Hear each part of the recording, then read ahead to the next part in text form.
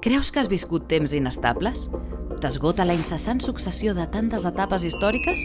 Possiblement tinguis tota la raó. Tanmateix, per desgràcia, no som les úniques persones a les quals ens ha tocat patir temps convulsos, ni de bon tros. La filòsofa Hannah Arendt, per exemple, va conèixer durant el segle XX el nazisme, 2 guerres mundials, la revolució russa, el desenvolupament de la societat de masses i fins i tot la bomba atòmica. Els seus esforços per entendre aquella etapa de foscor li van permetre desenvolupar les seves idees i pensaments, fins al punt que avui se la considera una filòsofa imprescindible per entendre el món actual. Però qui va ser Hannah Arendt? Va néixer el 1906 a la ciutat alemanya de Hannover, en una família intel·lectual d'origen jueu. D'ençà de ben petita es va adonar que el fet de ser jueva la feia diferent. I no estigué gens equivocada. Fou quelcom decisiu en el desenvolupament de la seva vida i pensament. Arendt va estudiar a les universitats de Friburg, Marburg i Heidelberg, juntament amb diversos intel·lectuals de l'època. L'any 1933 va haver de fugir a París, atès que el nazisme s'havia apoderat del govern alemany. Va romandre-hi 8 anys, fins que es va haver d'exiliar per segon cop. L'any 1941 se'n va anar a Nova York, a la recerca d'una nova oportunitat per a reconstruir la seva vida. De mica en mica hi va trobar el seu lloc. S'integrà als cercles intel·lectuals de l'època, fou professora d'universitat i allà publicà les seves obres més notables. Va morir el 1975 en el transcurs de la Guerra Freda. L'efecte que tingué la seva atzarosa vida a les seves obres és d'allò més notable.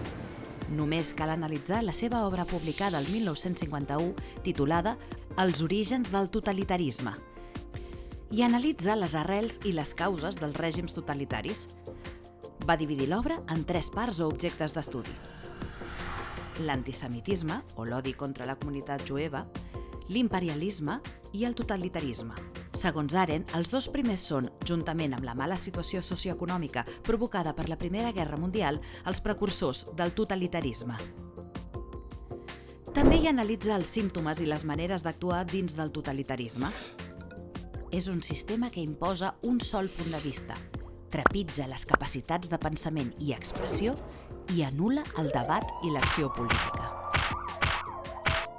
Segons Arendt, el totalitarisme no és només una forma de dominació, sinó també l'aniquilació de la política.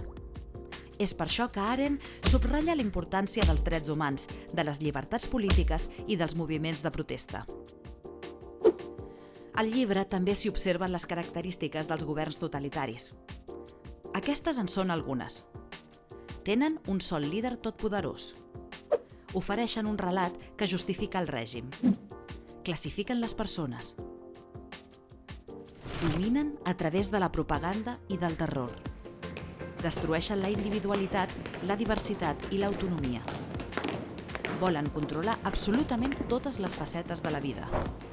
Destrueixen la llibertat d'expressió i de premsa. L'obra que va publicar el 1958 també va ser notòria.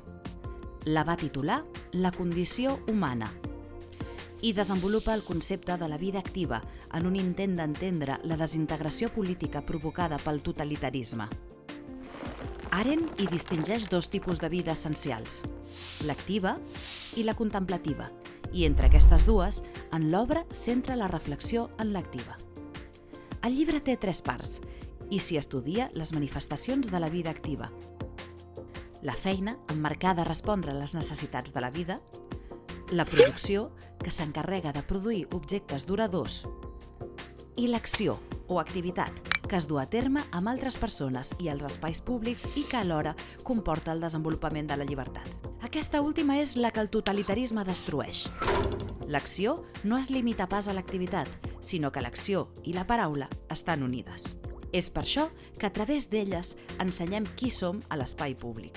L'acció és la característica distintiva de cadascú i s'han de complir 3 condicions per a poder desenvolupar-la. 1. Acceptar que les persones som iguals i alhora diverses. 2. Exercir la llibertat d'expressió. I 3. Protegir el nostre entorn comú. Allò viscut el 1961 va ser una fita personal per a Arendt. enviada per la revista The New Yorker, cobria el judici del funcionari nazi Adolf Eichmann a Jerusalem.